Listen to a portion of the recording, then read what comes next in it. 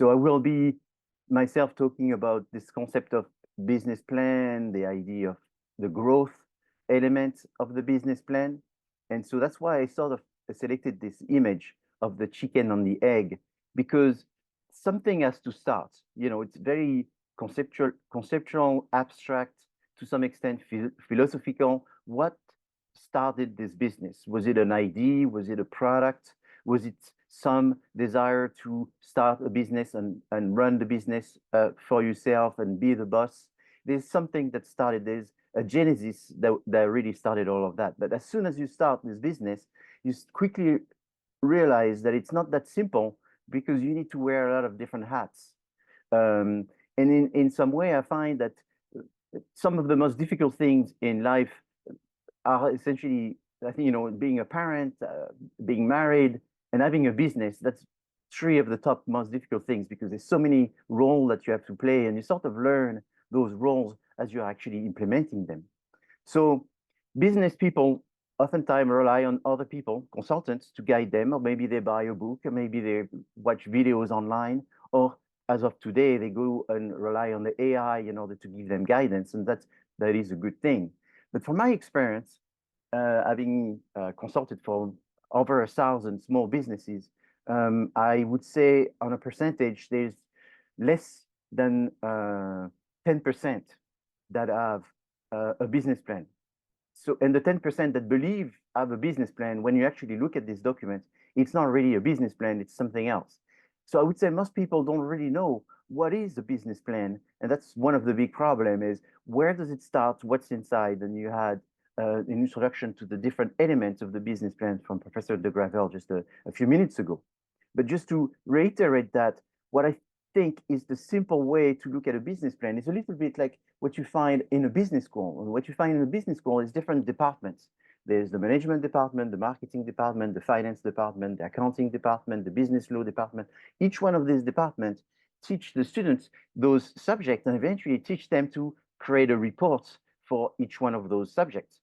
But a business plan is essentially the aggregation of all of these reports. So the people that learn how to write a marketing plan will eventually be one of the chapters inside the business plan. So to some extent, a business plan does not exist. A business plan is the combination of existing plans that have been created by different people. Obviously, you're looking at the information that we're providing you, and it's, again, somewhat abstract. It's complicated.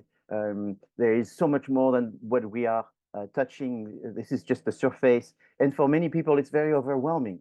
So my experience is, again, 90% of the business don't write a business plan because they don't know what it is. And once they know what it is, it's not that very easy to create one.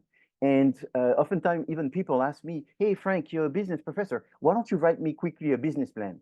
Can't you have a business plan in 5 minutes? As if anyone could come up with all of these different parts in just a matter of minutes. It's not possible. But what business you should do is at least know what's inside this box called the business plan, and know that it would be, at the minimum, essential to maybe have 1 page for each one of these when you start the business.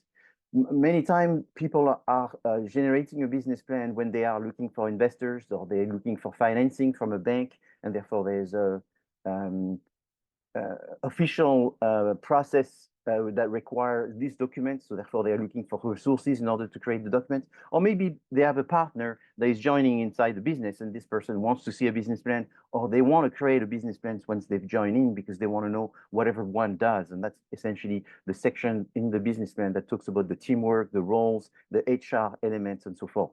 But businesses don't want to make mistakes, and so they want to forecast in the future, and there's a budget plan, there's a timeline plan that has a schedule of what are the objectives and the different major tasks that design in the future. So all of this has to be organized. So a marketing plan, I put it on the right side, has its own set of elements that is included inside, but inside the business plan, you have all of these different plans. So that's, I think, the simplest way to look at it and to see the different elements. Obviously, when you're an entrepreneur, you have the startup and the growth elements.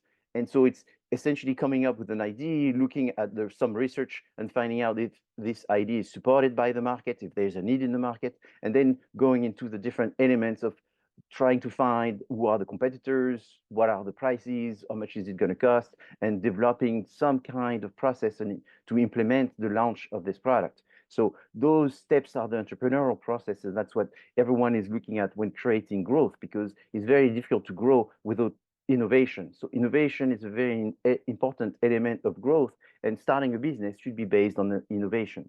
But to me, all of this is important, and that's the foundation. But if we start looking at what's essential, essential is finding a gap in the market. It is coming up as a solution to a problem. So what is the problem that I'm solving? And to me, again, based on my experience of thousands of consulting projects, is most businesses do not start trying to solve a problem. Most businesses start by thinking of an idea and thinking that this idea is what's fundamental, the most important thing. And this idea is based on what they want to do.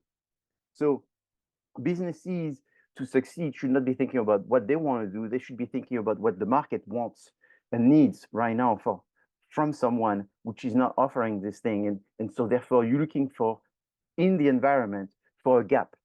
So just as a quick a review of what's the environment is made of multiple variables.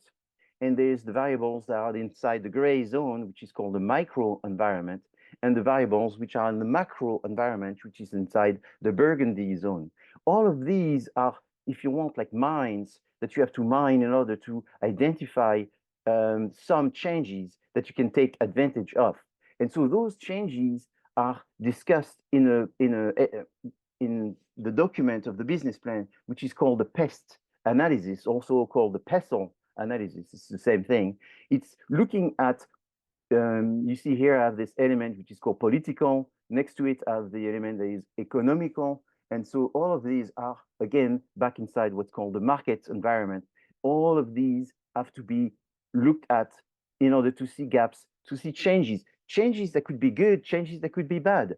So you want to anticipate, and you don't want to be a victim of not having anticipated. Once you've made this PEST analysis, then you can jump into what's called the SWOT analysis. So the SWOT analysis is, I would say, the minimum that a business should do by understanding what are their strengths and their weaknesses, which means what they're good at, what they're not so good at, and the opportunities and the threats, which means the changes in the environment that they can take advantage of. So they want to take advantage of opportunities, and opportunities are not ideas. Opportunities are variables, environmental variables that are changing in a way that the business could come up with a solution in order to solve take advantage of those changes. The threats are those changes that are negatively going to impact the business. So they may be competitors, that's usually the biggest one, but there may be change of regulation, there may be change in the resources or the access to the resources. So all of that will have an impact on the business. Here, what's very important to focus on is the concept of opportunity. So for the students and for the businesses, I've noticed that most of the people misunderstand the concept of opportunity. So I've created this pattern of slides that talk about what I call the OIST: opportunity, ID, strategy, and tactics. So I'm going to briefly look at them very quickly so you can see what they are. But essentially, what I recommend people is to create a brief SWOT. And so sometimes using just a few bullet points is very good. So you have this SWOT that talks about the strengths, the weaknesses, the opportunities, and the threats. Then you can have a more detailed SWOT with many bullet points for the strengths, many bullet points for the weaknesses. But you should always have a sort of executive summary of the things that you create, so that way you can go straight to the essential. The same thing is you have a list of the opportunities, you have the list of the threats, but you have one document that shows the best one of each one of these, so that way you can really highlight what's very important. And again, the opportunity is not what you should be doing. It's not an idea. The opportunity is the definition of the change that is very important. So I give you an example that we all went through this weekend. I had to go to Home Depot a number of times this weekend. I was working on some home restoration. And every time I went to Home Depot, I saw people walking out of Home Depot with their air conditioning, mobile air conditioning. Obviously, it was so hot that people were buying air conditioning. How smart of Home Depot to know to stock so many air conditioning before the weekend. Well, they knew because they used the weather as an element of the environment that generates opportunities. If they know it's going to rain a lot, they stock up on umbrellas. If they know it's going to be very, very hot, they stock up on air conditioning. So opportunities is not let's stock up on air conditioning. The opportunity is the weather indicates that it's going to be 110 or higher pretty much in all the valley and the places. So then they will want to stock up this. So an opportunity is something is changing that everyone can take advantage of, but mostly the people that have seen that. So what's important about this is that you define what is the opportunity first, and then you talk about what are the specific opportunities and what is the idea. So the idea, because the weather is going to be very hot, is to stock up more of fans, more of air conditioning, more of fridges, more of this. So the idea is let's stock up more fridges, but the opportunity can generate many more than just the idea of air conditioning or the fans or whatever. It's all the things that would have to do with this special weather that's going to require some other needs from the customer. So anticipating is very important, and the analysis of the market, the analysis of the SWOT and the opportunity within the environment, macro and micro, is what helps you determine what are the opportunities that as a business you can take advantage of. And then from this generates the concept of, therefore, what are the strategies that we want to have? So these are the long-term and broad direction that the company is going to take. And then you have the tactics, which are the much more smaller, detailed decisions that you would want to take. So should entrepreneurs focus on developing their own business ideas? And the answer is, ideas might be too esoteric. I've got this great idea. So many businesses fail because they didn't go anywhere because they were focusing too much on their ideas. It's an idea may be too much something that is about you. Investors don't like to invest on ideas. They want to invest on the opportunities. So talk about opportunities more than you think about ideas. It's difficult to evaluate an idea. It's much easier to evaluate an opportunity because you will have market information to back it up. Ideas tend to be monodimensional, lack nuances, again, because they are not related to maybe some data versus the opportunities will be. They often too focus on the products and they don't really think about the customer needs because an idea is oftentimes, oh, let's make that product. In the result, it's going to minimize the number of customers, the number of competitors, and therefore it's going to be too much focused on what the business owner wants to do. So it relies on, therefore, making all of these products and then trying to sell all the products that you've made.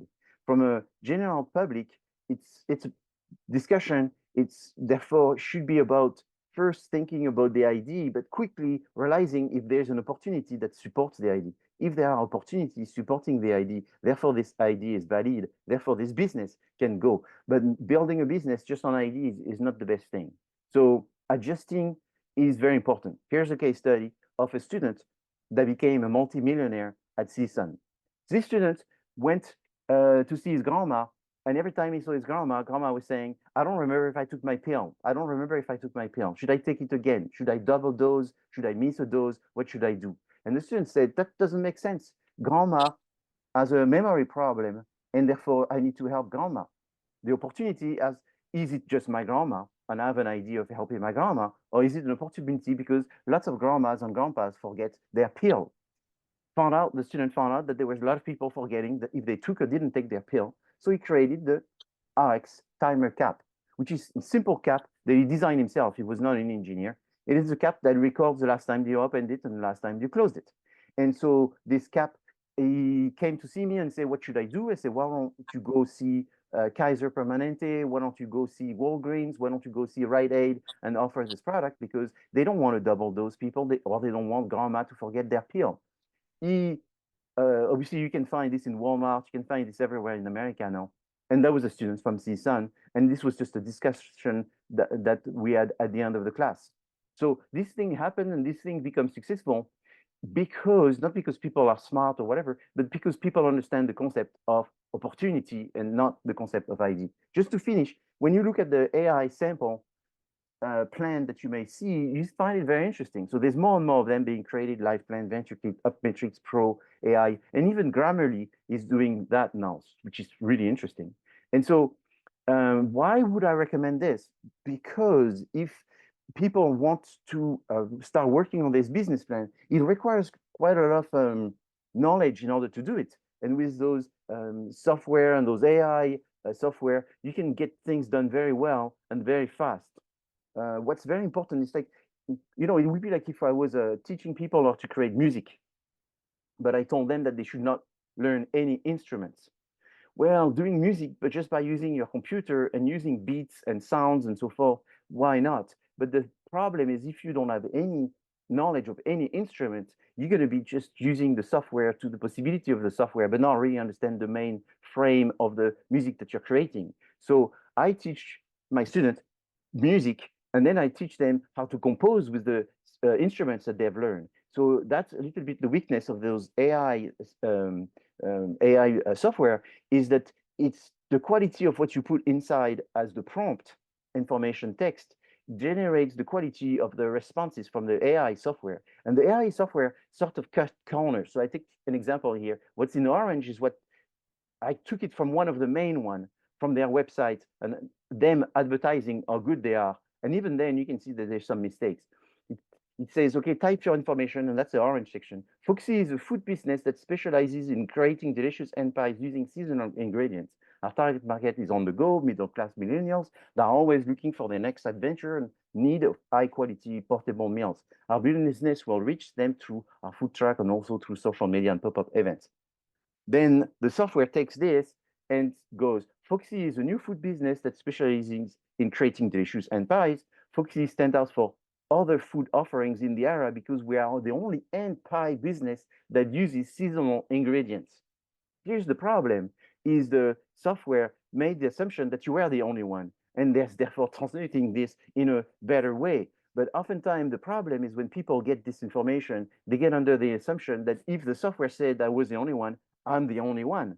And therefore that may be a problem because it puts you in a position where you have sort of too much confidence and not realizing that you're not as unique as you think. So on paper, through the software, it may be true, but through the eye of a trained person or an investor, they may see that you're just speaking above and beyond the reality of the situation because this software, you give them too much freedom to generate the information. However, how many people can create those beautiful graphics? Not too many. How many can do all of this arrangement? Not too many. How many people will know that they've not missed anything? The software is helping you not to miss things, to get things organized, to get things looking prettier. And that's also very, very important. So I think, again, going back to my analogy, learn to play some instruments before you create some and compose some songs. I think that's a good thing in order to better understand the whole mechanism of the software. That concludes. And to conclude this, another solution outside of those software is actually to use universities. Every university in California, every university in the United States has a free consulting services for businesses. And that's just a thing that is done in the top universities because they want their students to get involved and help businesses. In our situation, we have a generous sponsor, which is Wells Fargo, that is sponsoring our center. And if you're interested, you can reach me here. There is my email, and you can send me an email and say, hey, I'm interested to get business consulting services to help my business.